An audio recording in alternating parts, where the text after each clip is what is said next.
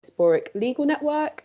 We're going to have Gemma talking from Kent Labour Society and also Weema from the African Summit Committee. So thank you so much, guys, for joining us today. And feel free to introduce yourself in just a moment when I read out your section. So just 1 second. Tomorrow we will be having another discussion at 10:30, and at the end I think Tommaso will just briefly go over what's going to be covered in that, so we'll just hold on for that. But as you guys know, today is particularly in honor of Black History Month, so as a committee we think that Black history should be integrated into the general curriculum, but we also see the importance of focusing on Black history, particularly in Black History Month. And the topic for today will be on the Black Lives Matter movement and its relevance to the UK. So can I please have Charlene to just talk a little bit about your society or your committee and then just explain your stance on the Black Lives Matter? Is that okay? Yeah, cool. Hi everyone. So my name is Charlene and I'm a representative from the Afro-Diasporic Legal Network. This group was founded last year by, a collective of students who just wanted a safe space for Black law students. Funny enough, I'm not a law student. I'm actually a Pol-IR student. But yeah, it was founded as a safe space for Black law students to, have a network for opportunities because it was seen that in the UK, there's not much of that. And yeah, and my stance on the Black Lives Matter movement, I definitely support it. And I do think it's relevant to the UK, yeah. Excellent, thank you. Can I just pop over to Weema as well now, please? Hi, my name is Weema. I'm the president of the Africa Summit Committee for this year. Basically, we plan the Africa Summit, which is a conference that happens in March. And yeah, it's just a conference where we discuss different issues affecting Africa. So I was interested in being on this panel because I wanted to bring a different perspective to the Black Lives Matter movement, like its relevance to Africans and African countries. So for us, it's a bit different because majority of African countries have, we have a majority Black population in our countries. For us, racism takes on a different shape because it's like very much informed by colonialism, and it's not the most urgent or major issue for a lot of us. The most urgent and let's say like life-threatening thing for us is like tribalism and classism. So we think like our place in this thing is like with Black Lives Matter is to support the movement online and through donations and stuff. But a lot of us would not go for a BLM protest in Africa because we don't think it would have any impact on the movement, to be honest. But that changes when, like, for example, like I'm from Kenya. When I come to the UK, I would go for a protest here because that like would have a bigger impact, a greater impact here. But African countries where like there's so many different African countries, like in South Africa, for example, the movement would be more relevant because they have a huge white population and they also like just gained independence in the 90s, as opposed to a lot of us who gained it in like from the 60s, 70s. So they have much more like direct racial issues. So yeah, the movement would probably be more relevant and necessary for like South Africans as opposed to like a lot of African countries. But yeah, so that's what I have to say. Thank you.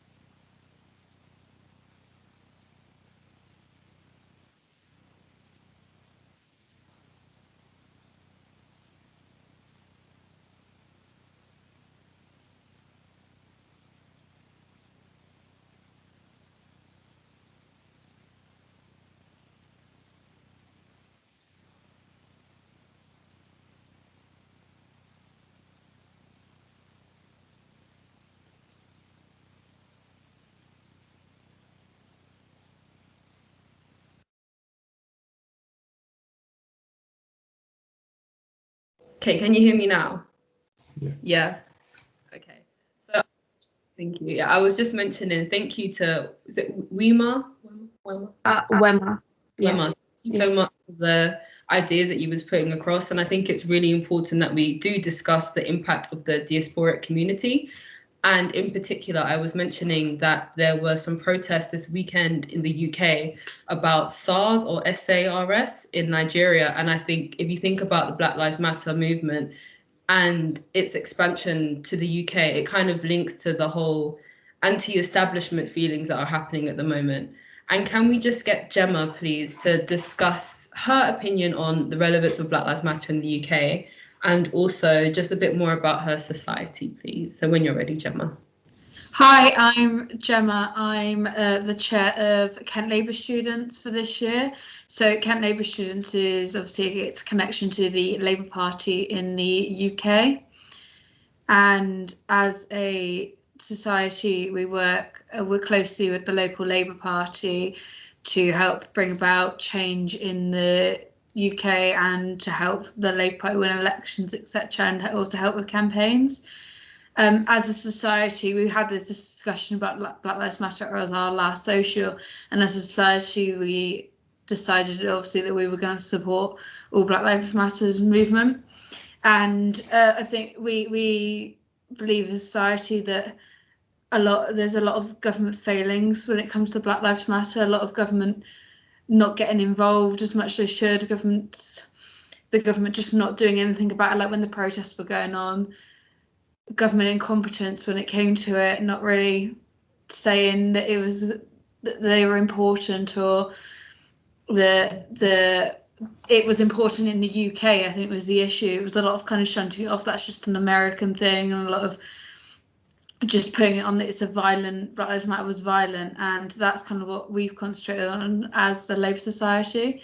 Personally, I believe that the Black Lives Matter event is really important to the UK, and to see why, all you've got to do is look at, and to see why we need it in the UK, all you've got to do is look at some of the responses to it from the British public. And that is why it is needed in the UK, because people don't seem to understand that it is important, and that Black people are still treated differently in the UK, despite the fact we're in 2020. But yeah, thank you.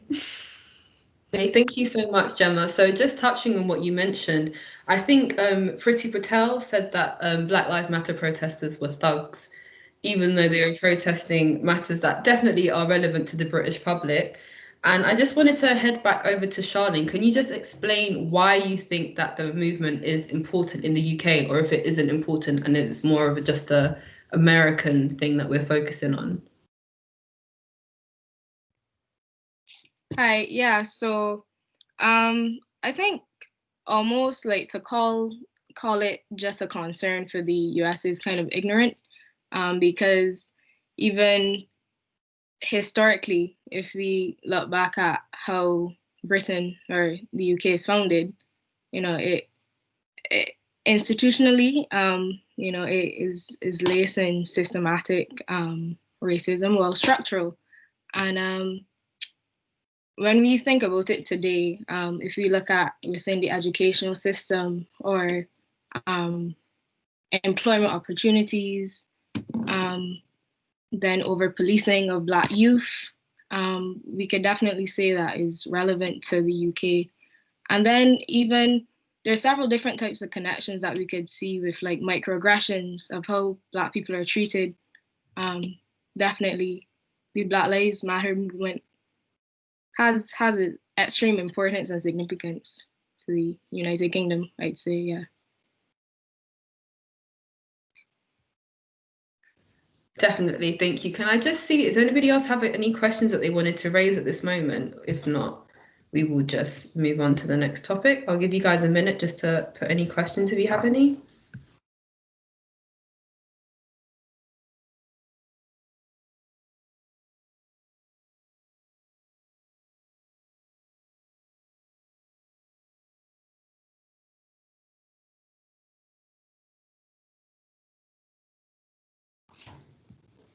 I think that there's no questions at the moment, but that's okay.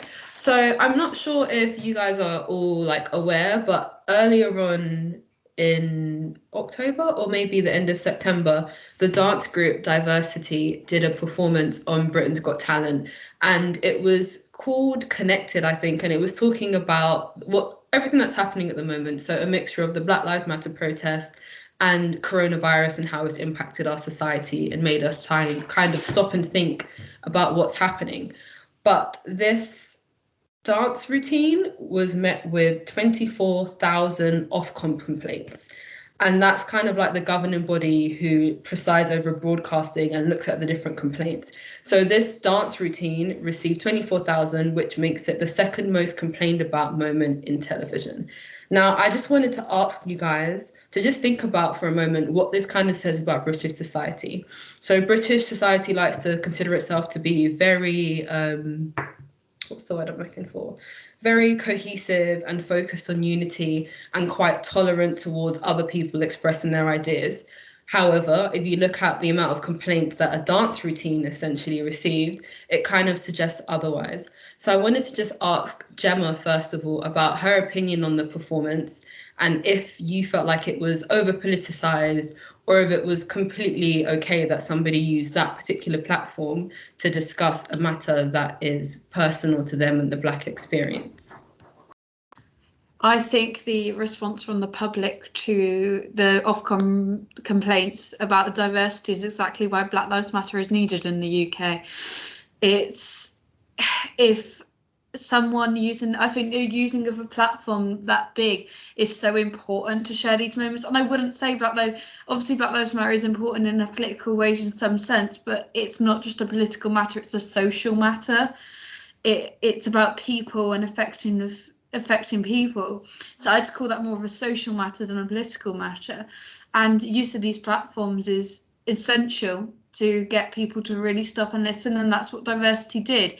And that's why Diversity had so many complaints, because people looked at it and didn't like what they were seeing. They didn't like being told this does affect you in the UK and you need to do something about it. And that's the issue with the British population, is they just don't want to change. And I think that's something that Black Lives Matter is really going to be important for and is going to help bring about change.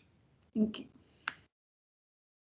Perfect, thank you. So I definitely hear what you're saying here. So as a nation that prides itself on tolerance, you would think that something like this would have been seen as acceptable and perfectly logical response to what's being experienced here. Charlene, I'm not too sure if you saw the performance yourself, but if you did, can you just put any points across that you heard or anything that you have?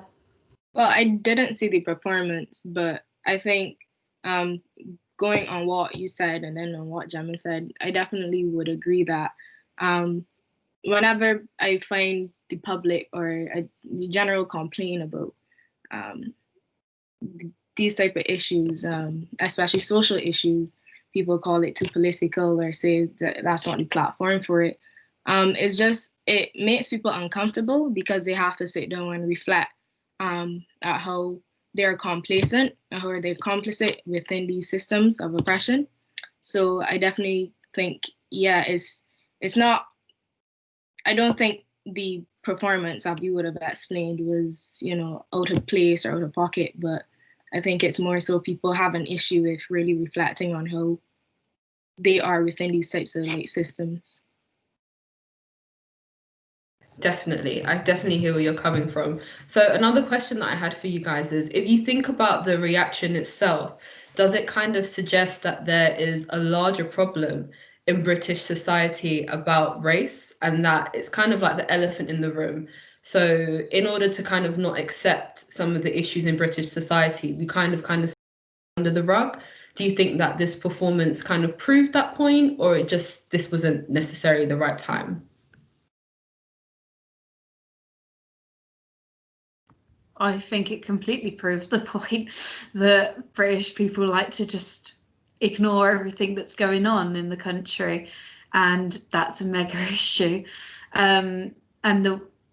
It proves the point in the way that as soon as someone does point it out, as was said earlier on, everyone's like, now you're telling me off about this, and I don't like hearing that. I don't like hearing that I've been ignoring this for all that long. I like continuing to ignore it, and I don't want it to change. And that's a massive issue in British culture. Thank you. I have a raised hand from Prince. Do you want to just unmute yourself and then ask a question? Yeah, I was just going to say something about what Gemma said about British society and not wanting to confront the problem, and what you said earlier as well about the elephant in the room. And although we're talking specifically about this specific Black Lives Matter performance, it's not so much just that as well. I mean, there's been lots of other resistance. I mean, that one was obvious and apparent because there was a complaint and we all heard about it. But like in the media as well, and we're talking about platforms, and we've seen like the BBC has sort of changed in a way that you might view as regressive in light of the Black Lives Matter movement because of complaints and what people have said about the BBC being biased and etc. and stuff like that. So there's been a regression, and it's sort of like Black Lives Matter is pushing us back, but we're going to go forward, but like we're going to go back because there's going to be this resistance. And I don't know if people on the panel feel that they're prepared for that backward step that we're going to take, where I feel like in the immediate future, especially in terms of platforms, anything related to Black Lives Matter or Black lives is going to be marginalized because of the movement and how it's perceived.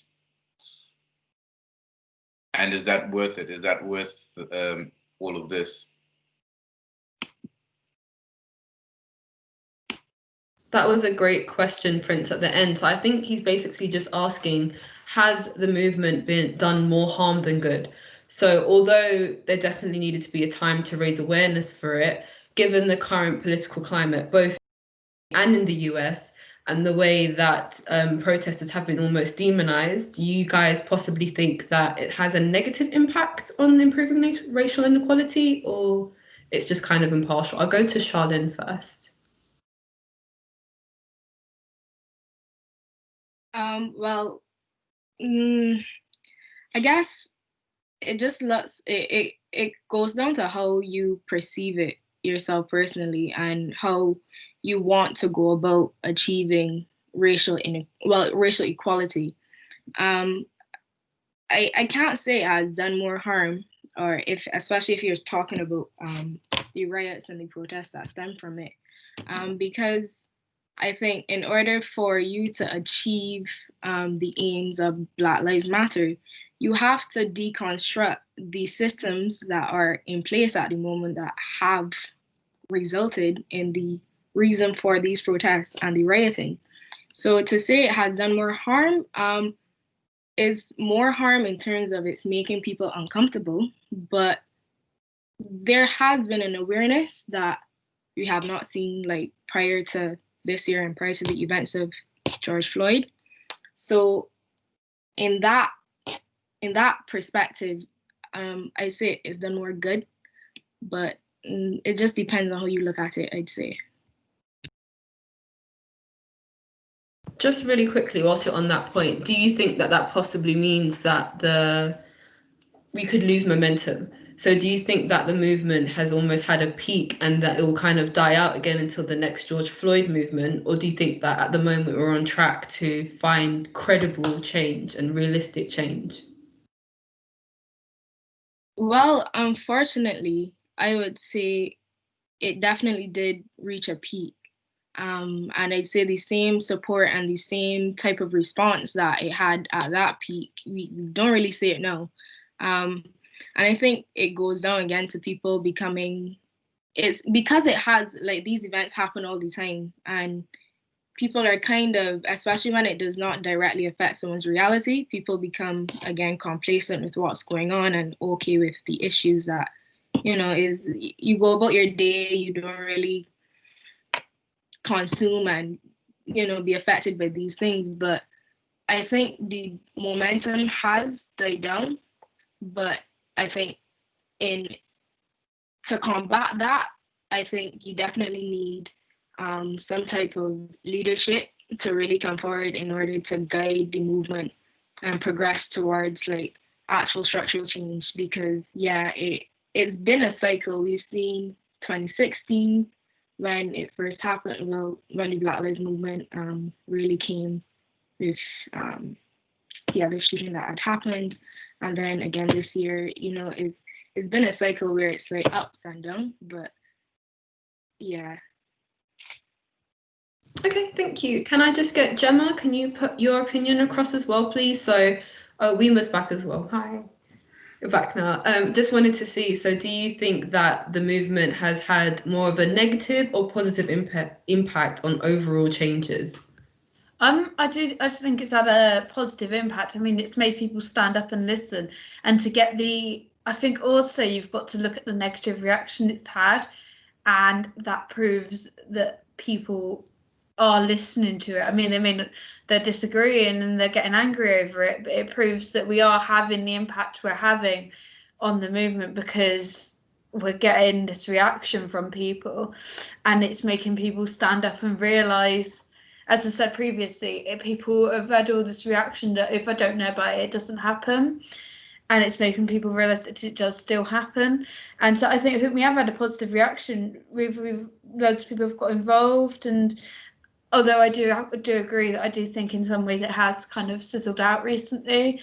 The peak came with George Floyd and all the big movement, and then now it's just kind of gone a bit. Obviously, it's still there, and I think the diversity stance brought it back out again. But I think unfortunately, I think it may take another big incident like George Floyd for it to really reach another peak.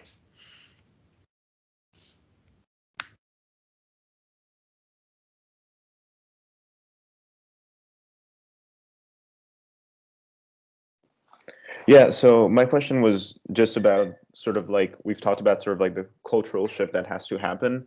My question was more about what government shift or what policy shift the panelists think has to happen to sort of dismantle these structures of systemic racism.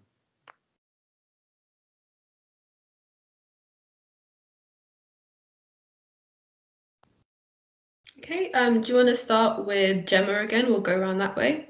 Yeah.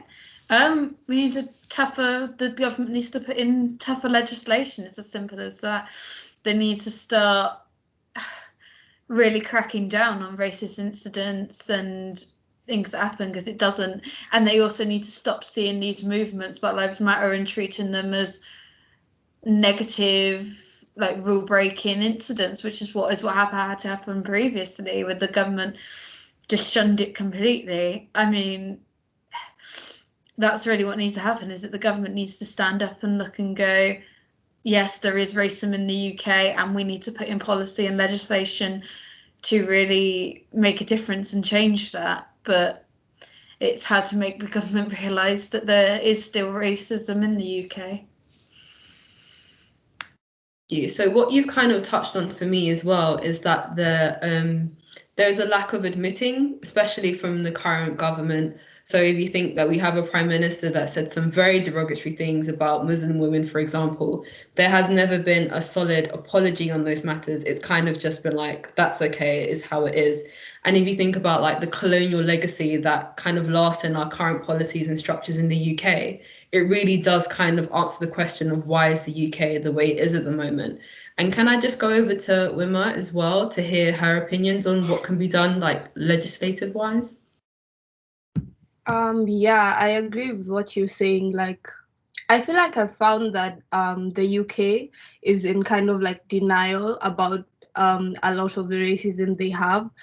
I feel like it's easier for them to put the blame and like America is worse because, slavery was geographically like located in America, but like they don't want to admit, a lot of people don't want to admit what exactly happened during colonization. For example, I see like a lot of British people are very harsh towards Germany and how they view like the Holocaust, like rightfully so, but they don't realize that they did a lot of the same things during their time in colonization. Like, for example, in my country, in Kenya, there were actually concentration camps and stuff, you know? So I think what needs to happen is the way these things are taught. I think education also matters, because if you're not taught about these things, it's important for people to learn about what happened and what was done so that they can prevent it.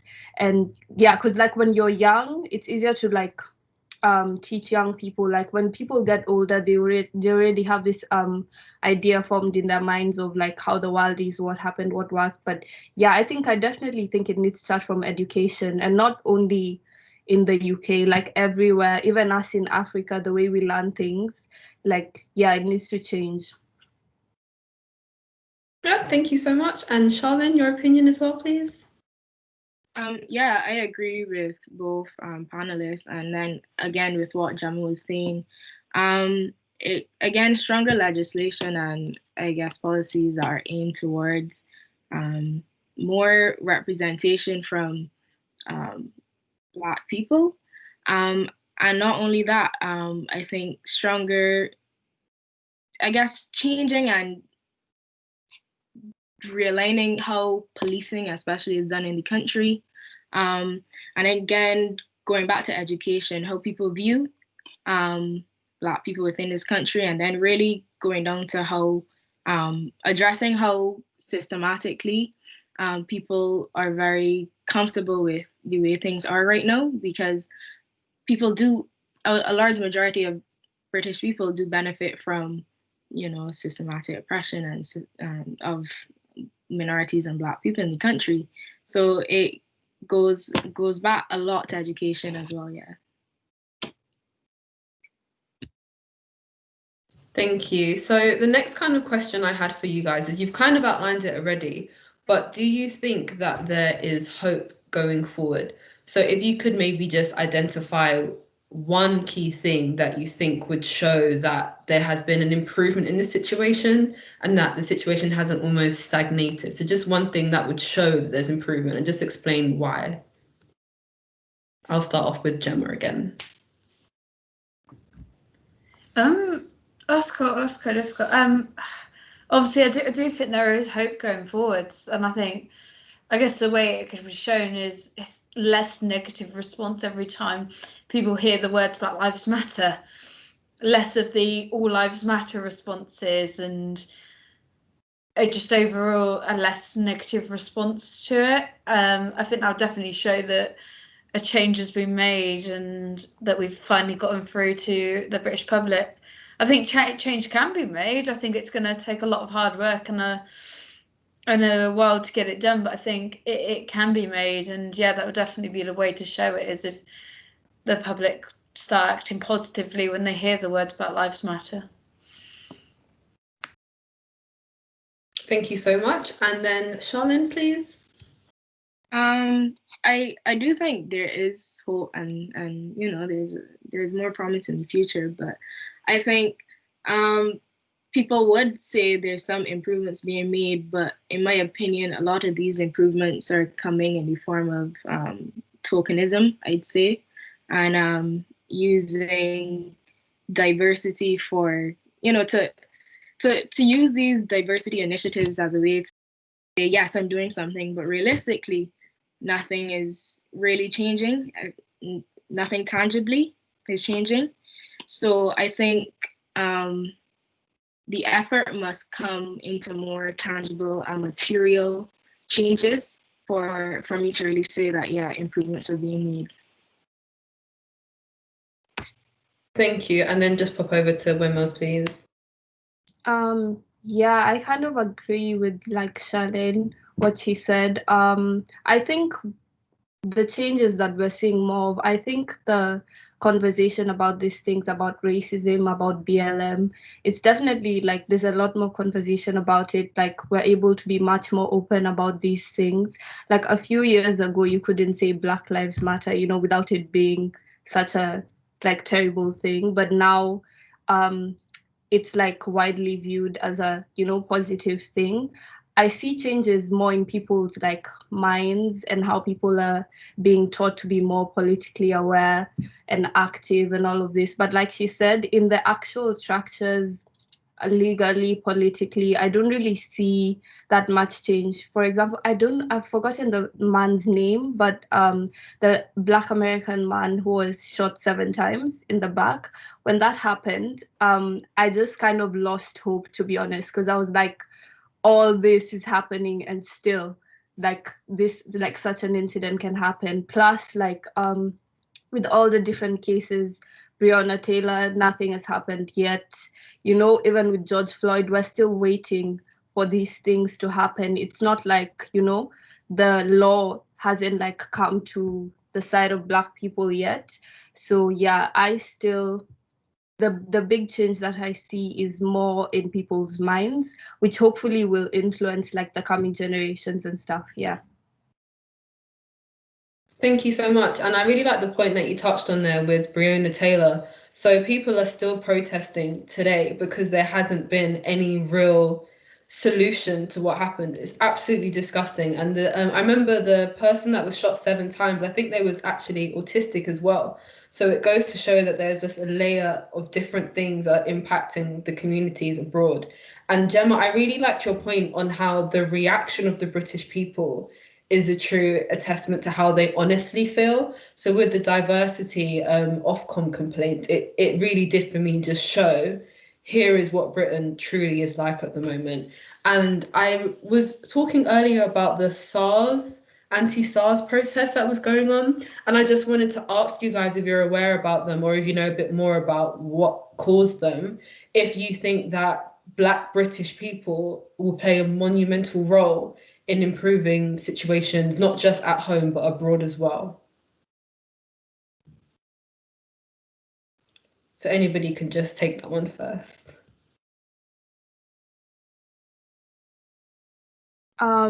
With the whole SARS situation, yeah, I definitely think the Black Lives Matter movement and like the momentum we've been having in 2020 has kind of like, let's say, inspired people to, like you said, it's like standing against like these oppressive systems, even though it's like oppression in a different way. So it inspires other movements in that way. And I think like the Black British population is linked to, let's say, the SARS movement. They have a deeper link because a lot of them, their parents are from West Africa. So they have that kind of connection and they understand and they get it. So yeah, I definitely think those two, like the movements, feed into each other. Yeah. And do you think that means that the importance of Black British values and issues also translate to other diasporic countries? Yeah, definitely. Like, I feel like with activism, I always say like, you have to, like anything else, you have to think about what exactly you're doing, whether it's any good is going to come from it at all. So with like the Black Lives Matter, I think there's huge support for it in Africa, where really like we post, we share, we educate, we donate, we do all of these things because that's the impact we think we can make.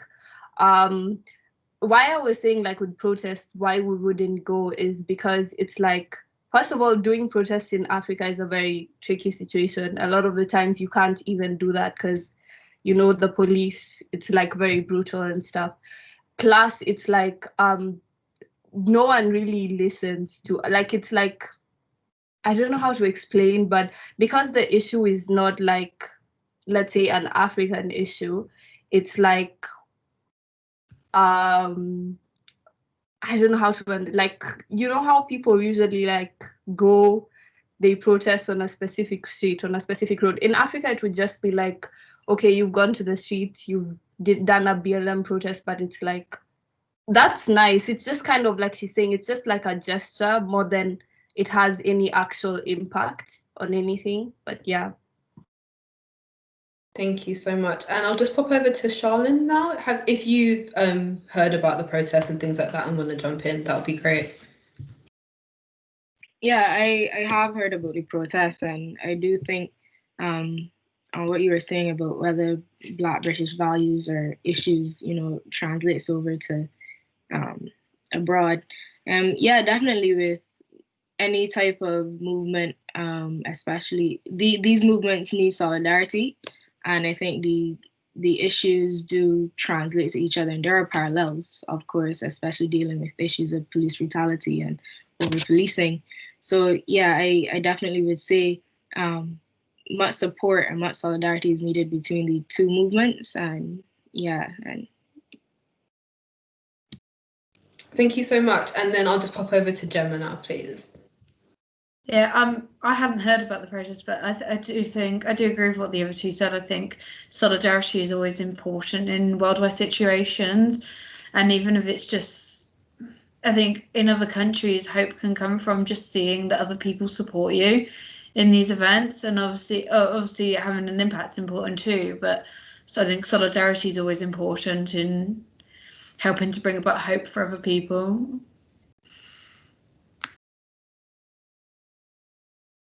Thank you. Just going to have one more question. Yeah, so I guess the last question I have is sort of like the impact of the Black Lives Matter movement on the University of Kent, and what changes you guys would like to see, the panelists would like to see on in curriculums and leadership just within our university. Yeah. well, We'll start with Charlene. Yeah, perfect. Well, to begin with, I'd say the response from the university has been very lackluster. So on June 10th, there was a peaceful postering across the school by some Black students who wanted to show solidarity for the Black Lives Matter movement and in support of the passing of George Floyd. So, but there was heavy policing by campus security while this postering was going on, and they took down the posters, and it was just it seemed almost like ambush-like. And then as a result of that, the Afro-Diasporic Legal Network, as well as other BME student societies, released a student demand directed to the university. And in these demands, basically, students were just asking for very basic changes, institutional changes, and it was outlined what can be done and how the university could support us. And even though it was endorsed by the university and 50 other endorsements from students and other faculty, etc., the actual tangible response that we've seen and the actual support we've received as a result has not been enough, and not even enough, it has not been anything at all.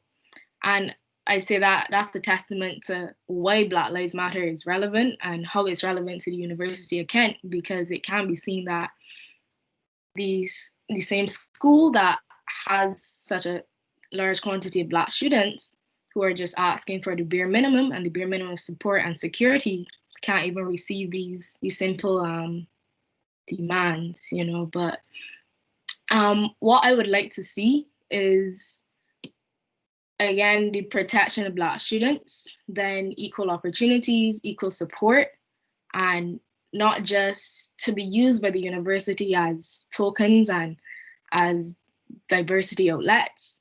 We want tangible representation, and we want to really see effective changes. And then within the curriculum, I'd say from a personal standpoint, as a student, in my 3 years at the university, I've not had a Black lecturer or a Black seminar leader, not once. The coursework content actually doesn't really touch on Black studies or any critical Black thinking, even though I was doing politics and international relations. So I definitely say there needs to be a transformation of the curriculum, and there needs to be more institutional changes seen and actual support lent to students. Yeah, thank you. I really like the point that you made about the curriculum in particular. So I was talking to a friend of mine, and I was saying that this is my 4th year now, and this is the first time that I've had a seminar leader that's Black. in every other instance, it hasn't been that way. And in my curriculum, even though I've done British history, so empire, things like that, it has still been very European. And it was only in a very obscure module I did on feminism that I was introduced to the work of Kimberly Crenshaw. And that's when I kind of thought, oh, wow, so they can mention Black academics within politics in particular. And that was a really interesting thing to kind of get to explore. So thank you for mentioning that. And the university definitely has a problem with the way it represents BAME community. So I think, was it 2 or 3 years ago for Black History Month, I think they had Sadiq Khan.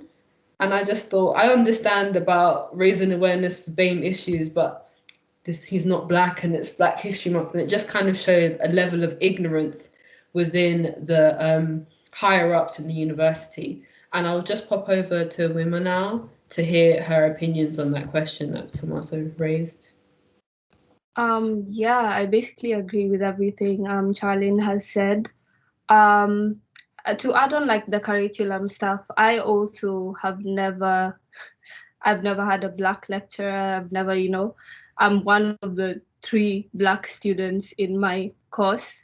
And I think we do raise these issues, me and the other 2 Black students, about how the Black representation that we get in the curriculum is when it's through our pain, colonialism, or slavery, or nothing. Like, it's like there's no existence of Black people outside of that, which we don't like at all, because we're like, they're there, you're just not like looking, and then also to add on something else that we want to see is like, and I've gone to several like events, discussions like this, and Black students have brought this up again and again, how we don't feel like we can go to the counselors that the uni provides, because we're always like, it's not like there's no diversity in the counselors that they have, so we don't feel like we will be understood, in those spaces, which is another thing that we brought up in the list of demands, like for mental health stuff.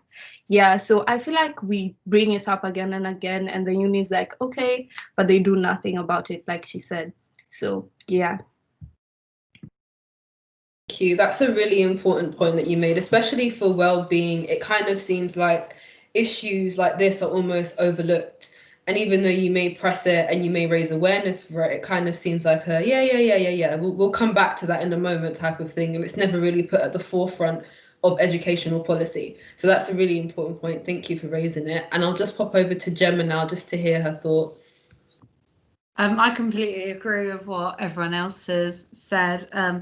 I do think there's a lack of response from management at the university, which honestly, as bad as it doesn't surprise me, because they've never been awfully good at listening to students and making a change. And I also agree with the changes needed in the curriculum. And although they're obviously very important at the uni, I think this is something that's been mentioned before that's important countrywide as well. But yeah, I completely agree with all the points previously made. The university hasn't been making an effort to really try and help this movement, and they haven't done anything to make people think that they really care about the movement at all, and that they see the issues and that they want to make a change at all, which I think is a mega issue and something that we certainly need to push for them to do. Yeah, thank you so much, Gemma. And as you mentioned, it definitely shows that curriculum restructuring is needed across the board. So not just at the University of Kent, but universities in general, so not just universities in general, in colleges and schools at a primary age. And I think the discussion that we've had today has really shown the importance of the matter, and that it's definitely something that there's lots of contemporary debate about and different opinions on it. And that the Black Lives Matter movement itself kind of finds itself in many different sectors of society. So as you guys mentioned, it impacts mental health as well, which is something that is quite commonly overlooked in general.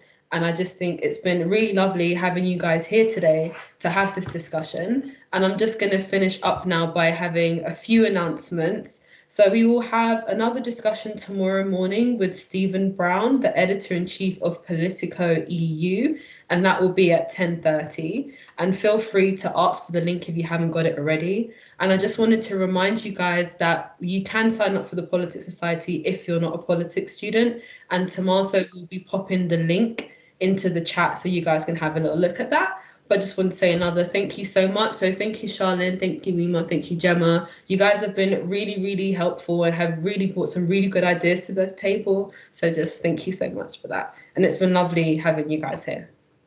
Thanks. Thank you. Thank you. Also, thank you to Savannah for organizing the event. Thank you for having me. Thank you. Thank you.